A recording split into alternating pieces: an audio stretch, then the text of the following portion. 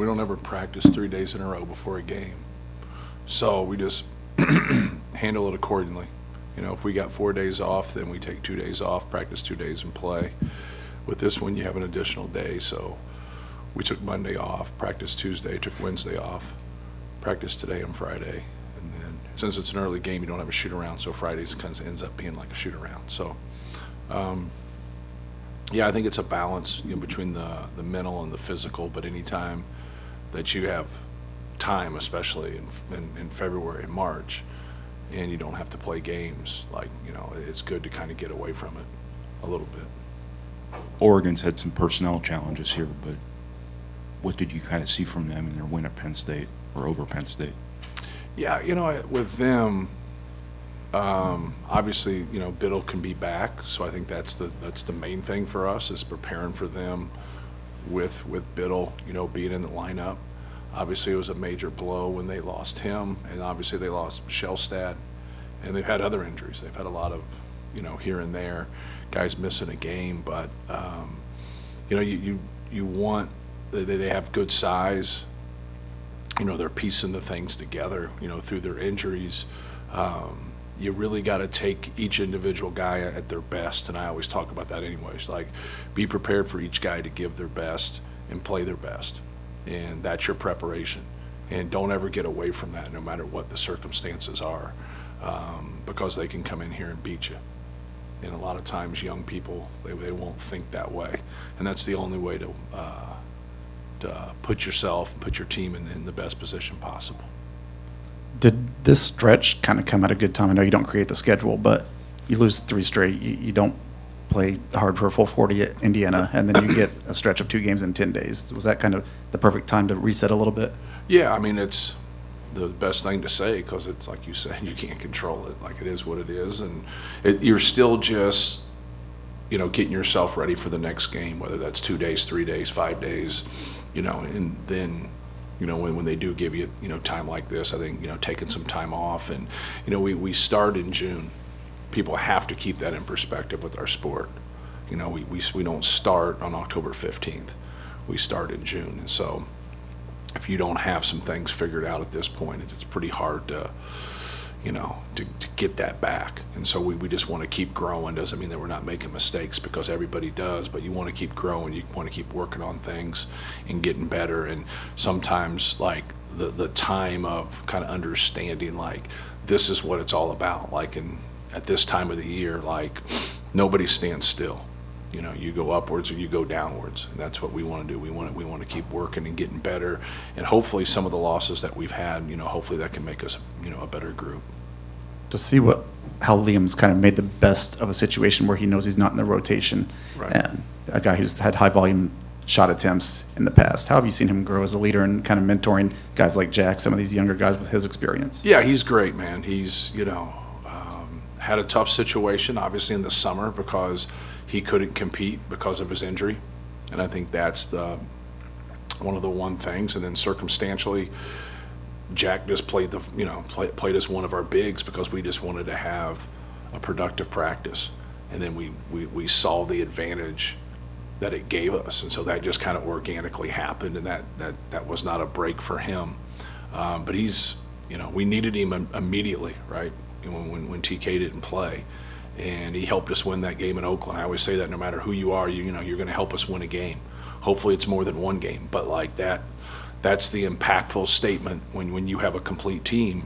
You have to stay ready, and that's what he's done. He has stayed ready here. It hasn't happened because we haven't had much foul trouble there, and we haven't had much injuries there, but like he's a guy you feel very, very comfortable going into a game and knowing that he's going to be able to stretch the defense and knock down some shots. Did that shoulder situation early in the year when he was playing, did that set him back at all, or was it just, you know? I think what set him back more than anything was just not being able to be out there until the start of school, like that piece of it, just to get out there and to compete. And ever since, you know, he got back, he's done really well. But it's when you get there, like you can't play one more guy there, especially when you got somebody like TK logging the minutes that he does. Do you believe in a get-right game after a big losing streak, and is that what Maryland was, trying to gain some confidence back? Yeah, I think after you look at it, Obviously it was a great game for us. We shot the basketball well. TK got double-figure rebounds. I thought C.J. Cox did a good job defensively. You can kind of go on and on there, with our group. But yeah, anytime you can go on the road and win like that in the Big Ten, that's hopefully that's a confidence booster for our team. You've had several guys over the years, whether it was Raphael, Dakota, the guys that you would put on the other team's best defender. CJ still kind of early in his career with that, but what sort of challenge does that then create when the other teams know that that's now, in the same way maybe you would be attacking their best offensive player, right. Now that player knows he's attacking. How do you think CJ has, I guess, adjusted to that? Yeah. For us, it depends. Like sometimes we will stay with the matchup, and that person will guard him the whole time. And then within offense, sometimes we switch actions to stop your actions. We might not ideally always like that matchup, but we know if we let them run their actions, we're going to get behind it. So we would rather play it straight up with matchups that maybe it's not the best. I think when people watch basketball, sometimes they don't understand that. And they're like, well, you got this guy and this guy. Yeah, you got a cross matchup, especially when a box out comes. Like, it's not what we want, but if you don't play it that way, they're going to get you on their action. Now they don't. Now they got to go make a play, which is harder. Doesn't mean it's impossible, but it's harder. And so that's really for us as we scout and we watch. We're like, we want CJ to stay on that guy. But if we do that, then we're going to get behind. So if we're not going to get behind, then we don't switch some of that stuff. So that's the differences. If you watch a game, I can't give one answer. It's really two answers. So when we can keep him on somebody, yeah, he does a pretty good job. He's pretty diligent. Actually, probably one of his flaws is his inability to switch off of people because he's so locked into them. Like, you know what I mean? He's into the basketball, he's staying on it, and then somebody else switch. Well, now he's got to bounce off and take somebody else, and he stays a little bit too long.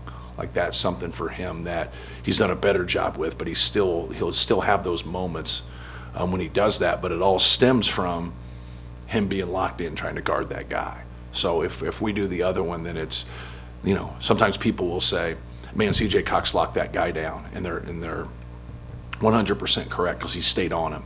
Then sometimes they'll say, well, hey, he really did a good job and locked him down, and we switched the whole game. And so, like, he started on him, but like he didn't finish on him all the time because we switched within offensive plays. What kind of progress are you seeing from Raleigh thus far now that he's got some time continuously to be healthy? Good. He's moves better, jumps better, everything. So it's what you want, because now, like, you see him be able to gain some mobility, gain some strength, probably more importantly than anything, gain confidence. I think anybody that's had the injuries that he's had, I think that's the one thing that takes the longest is just that 100% confidence in the strength and the durability of his legs. So no, he's a good player. He's a functional player. He can pass, he can shoot. He's blocked some shots here in practice. He gets the hell beat out of him at times when you're on that scout team. But him and Antoine have done a really good job, with our other scout team guys and, going out there and running their stuff. But no, I'm excited about it. I'm happy for him because, he can see that light at the end of the tunnel going into next year. Do you want him trending toward being an interior big who can play on the perimeter, or a perimeter big who can play on the interior? I could care less, as long as it's quality. Yeah, to me it's not, because you're looking at it with some other guys there, and it just depends. Like, how you shape your team is on your best players, and like that's what, like, hey, how you going to use Jack Benner? Like, well, if we got better bigs, probably as a 3. If we got better guards, probably as a 4, because you want to get your best team out there and your best players out there. So I really don't have a answer to that when you have versatility. What I do want is him to continue his growth, being able to do both that you mentioned. I think that's an important piece more than anything, because you want to be able to have strengths on the interior, and on the perimeter, offensively and defensively. How much does his energy and enthusiasm matter? It Seems matters. like a charismatic kid. Yeah, it matters. Like, he's that way right now, and he doesn't get in games, and that's a really good point, because he has a good way about him. You know, he's enthusiastic. He cheers people on. He's selfless. You know, he gets it. He's got a lot of winning qualities. The way the Maryland game turned out, guys got extended minutes in the second half.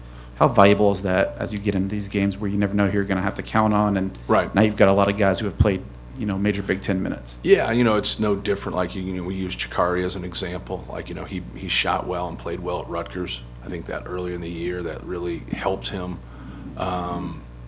You know, he had another good game there. He gets, you know, some extended minutes, and that's who, you know, kind of, you know, you get shortchanged a little bit when you come off the bench. There's no way around it, right? There's just, you know, Daniel will get that sometimes where it's like, man, you want more minutes.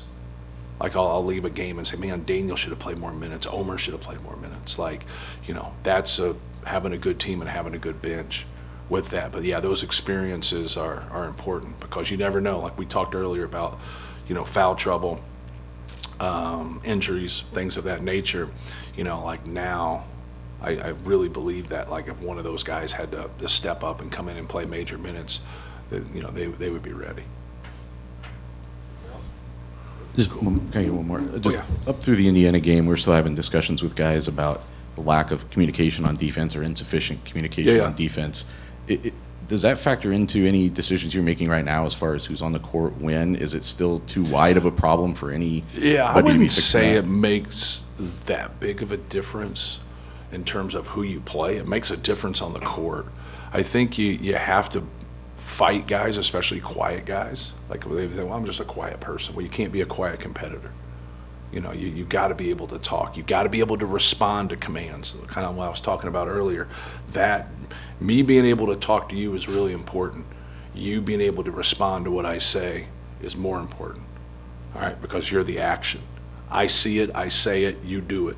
And sometimes in that chain of communication, somebody says, I didn't hear you, I didn't understand you. Like when you watch film and you pause it and something happened, you know, something happened right there. Like, did he say something? You'll try to be able to see if that guy's saying it, because a lot of what you do, like in ball screen D, is early, loud, and continuous. So you don't want to say a sentence. You want to say one word continuously and loud.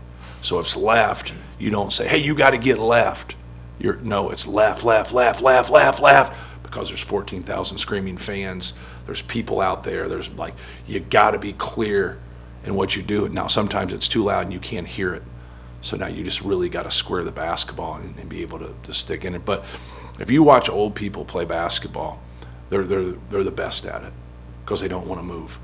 So go watch a bunch of has-beens play at noon, you know, and just go watch them. They're great. Yeah, our SID Chris Foreman is a has-been, and but they're great communicators because physically, you know, you're just at that point where your body hurts and you're out there and you want to point and, you know, and talk, and so you don't have to move. Well, you got to move in major college basketball. But if you can communicate like that and dominate it with your voice, you really help people, because a lot of what happens with your voice is what you see and what I see is going to be different because we're on different places of the court. It's why a catcher calls things in baseball, because he sees everybody. Everybody else would have to turn around and look at somebody. He can just look and see 8 people. And so that's why he gives that command and gives that signal. Well, when you're on the back line and you're help, you should be the most vocal.